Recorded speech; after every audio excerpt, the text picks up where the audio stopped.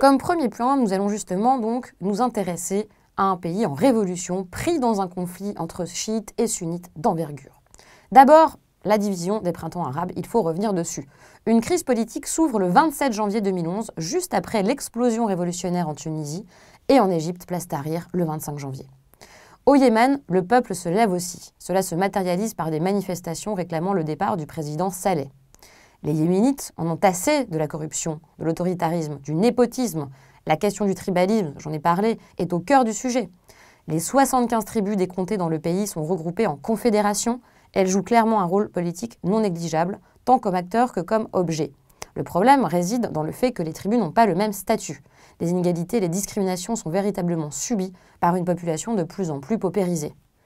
Le président Saleh était au pouvoir depuis 33 ans de présidence. Il a installé un système totalement corrompu, qui porte clairement atteinte aux droits de l'homme et où la prééminence de l'appareil sécuritaire est devenue insupportable.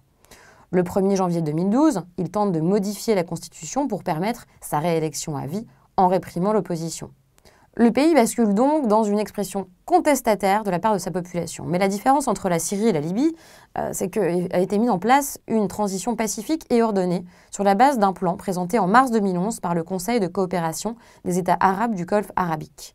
Le président Saleh a finalement accepté, sous la pression internationale, de signer, effectivement, le 23 novembre 2011 à Riyad, le premier processus de transition pacifique des printemps arabes.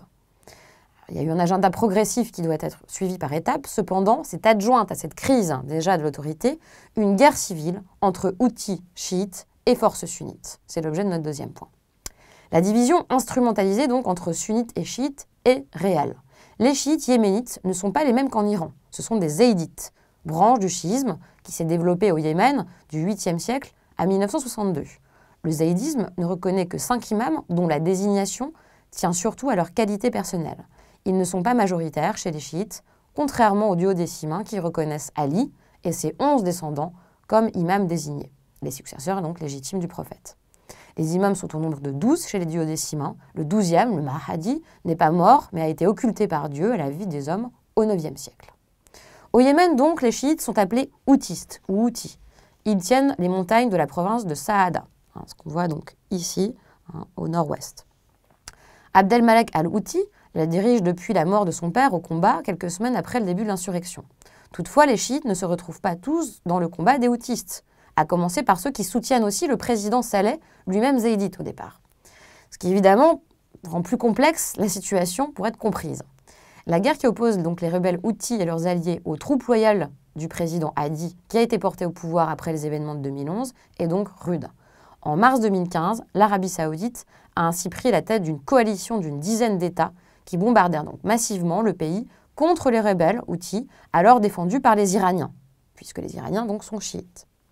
Le conflit a fait aujourd'hui à peu près 7500 morts et 40 000 blessés selon l'ONU, et il s'est aggravé avec l'intervention donc en mars 2015 de cette coalition arabe pour aider les forces pro-gouvernementales. Évidemment, le bilan des victimes du conflit entre mars 2015 et août 2016, donc pendant 2 ans, s'élève à peu près donc à 7000 morts, on l'a déjà dit, ce qui est un chiffre qui est très très important. D'un point de vue géopolitique, la crise du Yémen a clairement renforcé les liens élaborés entre les autorités légitimes donc, du président actuel, de l'Arabie saoudite et des Émirats arabes unis. Il a fortement contribué à dégrader la relation diplomatique avec l'Iran, qui se voit reprocher son soutien à la rébellion houthi. Le Yémen s'inscrit donc parmi les pays qui offrent un terrain au conflit indirect entre l'Arabie saoudite et l'Iran, comme en Syrie, comme au Liban ou comme en Irak.